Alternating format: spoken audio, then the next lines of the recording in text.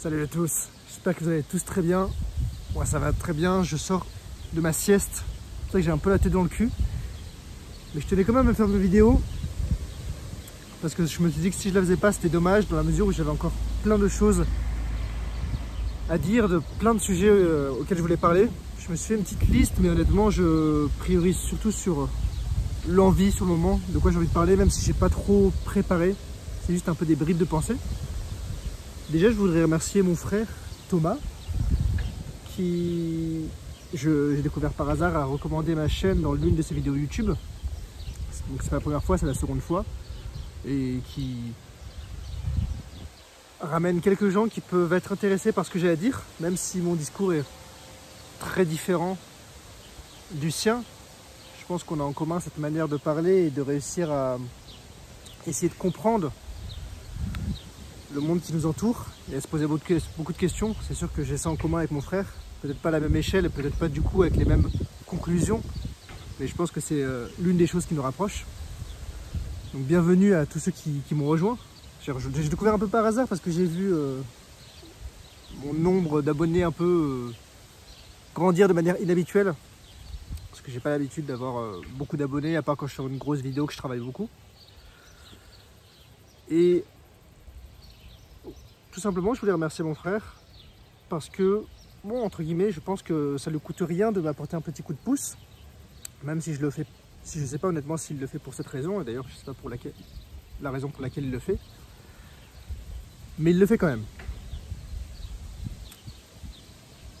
Et de surcroît, je ne sais pas si ça lui coûte rien parce que quand même, je pense que il se porte garant de ma parole. Alors certes, il y a un lien de parenté, mais peut-être que si je faisais des vidéos sur le Troisième Reich, peut-être qu'il recommanderait un peu moins ma chaîne parce que ce serait un peu plus touchy.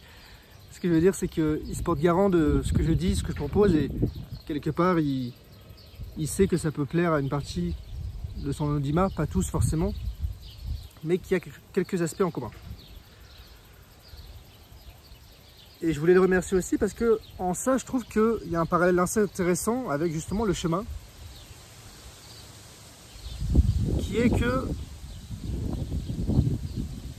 on a cette opportunité tout au long du chemin d'aider les gens que l'on croise. On n'est pas obligé de le faire, mais on le fait. L'esprit du chemin, certains appellent ça. Bon, alors certes, il y a le côté religieux, mais j'en parlerai parce que je pense que si vous voulez faire Saint-Jacques, en tout cas la plupart des gens qui font Saint-Jacques le font pour 3 raisons principales. La première, celle que j'ai le moins montrée et que j'ai un peu plus de mal à comprendre, c'est la raison sportive. C'est-à-dire que les gens qui le font pour vraiment avoir un défi, qui vont se bouffer 40-50 km par jour. Et bon, moi je suis très partisan de ce genre de défi parce que si vous me suivez un peu, vous savez que j'adore les ultra-trails, ce genre de choses. Maintenant, je pense que Saint-Jacques, c'est pas le terrain pour faire ça.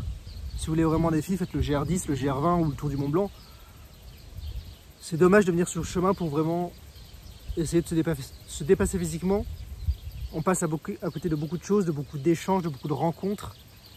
On ne peut pas se permettre de faire de pause quand on fait 40-50 km par jour. On doit se lever à 5 heures tous les matins. Pour moi, ce n'est pas l'idée du chemin.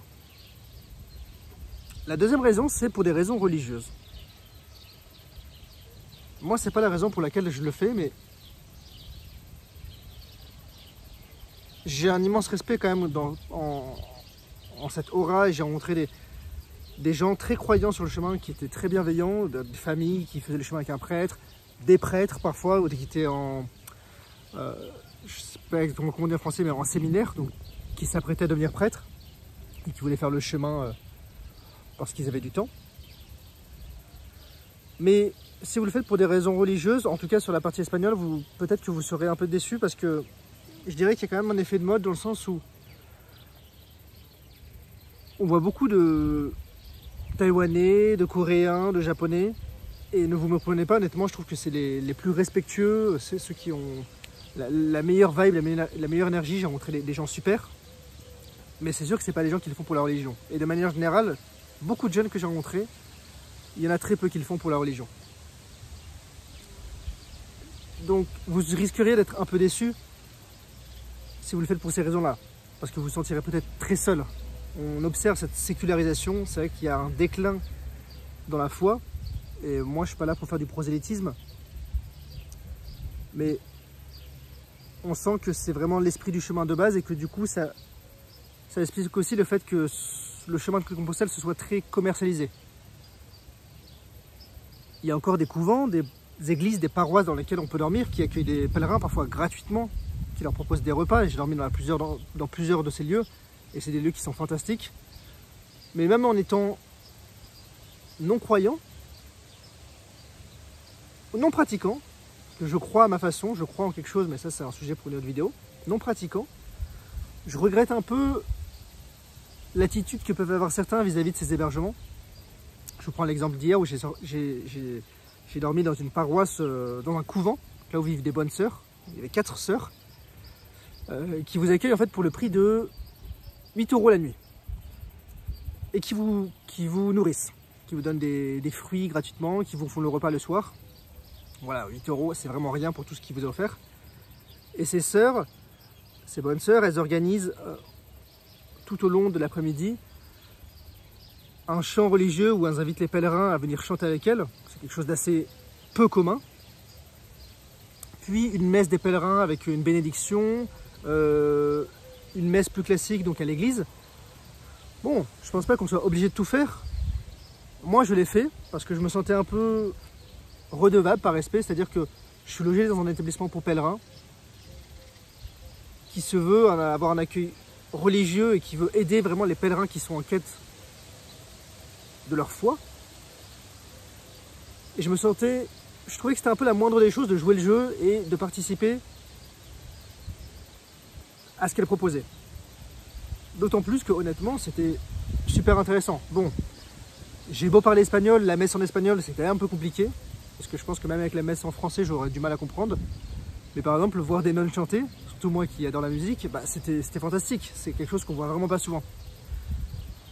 Et je trouve ça dommage que la plupart des gens qui viennent dans ce genre de logement viennent juste parce que c'est pas cher et en fait on n'a rien à foutre de la religion ou de ce qu'il peut être proposé pour ça. Donc là-dessus, sur ce point-là, vous pourrez être un peu déçus. Et donc la troisième raison, la première c'est sportive, la deuxième c'est la religion et la troisième c'est la spiritualité. C'est pour cette raison que le plus de gens font le chemin, c'est pour cette raison que moi je le fais. Et encore une fois, quand je parle de spiritualité, je parle de spiritualité au sens très très large. De ce que j'ai plus ou moins pu voir sur le chemin jusqu'ici, c'est que on va voir les adultes qui généralement le font toujours pour une raison très spécifique. Et généralement c'est un deuil. C'est triste, hein, mais la plupart des gens de 40, 50, 60 ans que j'ai rencontrés, c'était pour un deuil. Et les gens de mon âge qui le font, quand je dis mon âge, c'est entre 25 et 35 ans on va dire, et bah j'ai été un peu plus déçu parce que il y a certains avec qui j'ai eu de très bonnes connexions, avec qui j'ai énormément partagé, échangé, et on sent vraiment qu'il y a eu un alignement en fait des valeurs et des idées. Mais j'ai rencontré quand même une bonne partie de jeunes bon, qui étaient là parce que voilà, ils ne savaient pas trop quoi faire cet été, ils avaient rien de mieux à faire, il y avait trop de monde sur le GR20. Et bon, comme me disait une fille aujourd'hui sur le chemin, une fille française, mon chemin n'est pas mieux que les autres. Et ce que je lui ai répondu, l'idée c'est pas de dire que mon chemin est mieux que les autres, c'est juste que même si je suis sur le chemin, je ne suis pas un saint. J'aurai toujours des pensées qui seront peut-être un peu provocatrices ou je vais avoir des jugements vis-à-vis des autres, et ces pensées-là je les aurai toujours, et que je les ai consciemment ou inconsciemment. Les pensées, c'est des pensées qui sont vraiment automatiques et elles se manifestent, et après c'est à moi de décider comment j'agis sur ces pensées. Donc je me sens pas mal d'avoir des pensées qui sont autres que tout le monde est gentil sur terre, tout le monde est sympa et il faut être gentil envers tout le monde. Parce que la réalité de la vie, c'est pas ça. Et puis je préfère vous décrire le chemin tel qu'il est. Maintenant, cette spiritualité, honnêtement, elle est très intéressante pourvu qu'on se donne le temps de l'explorer. Et c'est ça que je regarde un peu, c'est que parmi justement les jeunes dont je parlais un peu avant, il y en a vraiment certains qui trouvent un groupe et par peur d'être seul ou par peur de devoir réfléchir ou par peur de devoir faire l'introspection, ce qui est quand même le but du chemin, vont rester avec ce groupe tout le long. Et ça, je pense que c'est une mauvaise chose parce que j'ai eu l'occasion, et je vous l'ai dit dans les précédentes vidéos, de m'accrocher à plusieurs groupes, des groupes avec qui je m'entendais plutôt bien. Et même eux me disaient, bah, c'est dommage, tu devrais rester un jour de plus, tu devrais peut-être t'aligner sur notre rythme. Ils me le disaient pas comme ça, mais c'était un peu l'idée qui était sous-entendue. Moi, je leur disais, mais en fait, c'est mon chemin. C'est mon chemin, je le ferai en plus probablement peut-être qu'une fois dans ma vie, contrairement à certains aficionados. Et j'ai vraiment pas envie de m'adapter à un rythme, d'aller plus vite pour rejoindre quelqu'un, d'aller plus lentement pour rejoindre quelqu'un, de rester 2 nuits à un endroit. Il y a des mouches partout. Parce que c'est mon chemin, c'est mon rythme et il faut que je laisse un peu le chemin se faire. Que ce soit vis-à-vis de mes rencontres, vis-à-vis de comment je me sens, si j'ai envie d'arrêter de marcher, si j'ai envie de continuer, si j'ai envie de faire une pause. Et c'est ça qui va me faire apprendre à écouter mon cœur et ma raison. Et ce que j'ai vraiment envie de faire à l'instant T. Et en fait, en me faisant cette réflexion, je pense que le chemin, globalement, c'est un peu une version accélérée de la vie. C'est-à-dire que j'ai une mouche qui m'agresse, ça c'est pas ça que je voulais dire. Il y a des mouches partout en fait, en Espagne, je sais pas pourquoi. C'est pas dû aux poubelles, c'est vraiment dans toutes les villes, et c'est pas moi qui pue non plus. Bref, ce que je voulais dire, c'est que le chemin c'est une version accélérée de la vie dans la mesure où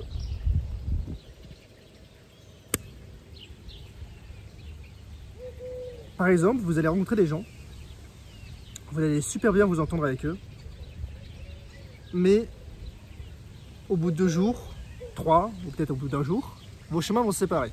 Parce qu'il va y avoir un changement de rythme, ou parce qu'il va y avoir un changement de paradigme. Et sauf que sur le chemin, c'est un peu plus facile à accepter de ne pas s'accrocher à des gens du passé ou d'aller chercher les choses qui sont devant nous, parce qu'on sait qu'on a une finalité, on a un but qui est Saint-Jacques-de-Compostelle finalement. On sait que dans, par exemple, 16-17 jours en ce qui me concerne, j'arriverai à Saint-Jacques et ce sera le retour à la vie normale. Et donc ça fait un peu moins peur de se dire qu'on va être tout seul sur ce moment-là. Ça fait un peu moins peur de laisser des gens derrière, ça fait un peu moins peur de se laisser abandonner par des gens. Et comme dans la vie, il y a des gens qui vont entrer et qui vont sortir de notre vie. Pareil, ça nous fait un peu moins peur de peut-être pas être aimé par cette personne, ou par ce groupe, ou nous-mêmes de ne pas aimer ces gens-là. Lorsqu'on arrive, par exemple, je sais pas, dans une classe, dans un lieu de travail, et qu'on est intégré dans un groupe avec des gens qu'on a du mal à apprivoiser, entre guillemets, avec lesquels on a du mal à s'entendre, c'est quelque chose de très anxiogène parce que on a peur de ne pas être aimé. Et on a du mal à accepter le fait que de la même manière qu'il y a des gens qu'on ne va pas aimer pour une raison que parfois on ignore, il y a des gens qui vont ne pas nous aimer. Et c'est ce que je me faisais la réflexion hier soir, c'est qu'il y a des gens, je fais l'effort d'aller vers eux, d'essayer d'en savoir plus, ouais, ils veulent pas me parler. Bon. Et en fait au début c'est un peu chiant parce que on se dit ben, j'ai vraiment envie que tout le monde m'apprécie et honnêtement je dirais quand même que, parce que je commence à recroiser les mêmes têtes de jour en jour, que je m'entends très bien avec 90% des personnes. Et quand je m'en dis je m'entends... Et ça ne veut pas dire que je me bagarre avec les 10% restants, ça veut dire que les 10%, ce que je leur apporte c'est de l'indifférence. Et au début ça m'embêtait un peu parce que c'est un peu comme lorsqu'on n'a pas... C'est un peu comme lorsqu'on désire ce qu'on n'a pas, ce qu'on ne peut pas avoir, ce qui est interdit. Et on se dit, ah bah j'aimerais bien que ces 10% de gens qui m'aiment pas, bah j'aimerais bien qu'ils m'aiment, ça ferait 100%. Mais pourquoi en fait je voudrais que des gens à qui j'ai jamais parlé, dont j'ai aucune idée de leur valeur, de leur façon de voir le monde, de leur gentillesse, de leur passion, pourquoi je voudrais que ces gens-là m'apprécient? Qu'est-ce que ça dit de moi? Et c'est une question que je me suis posée. Et au global, je pense que, comme vous pouvez le voir avec ce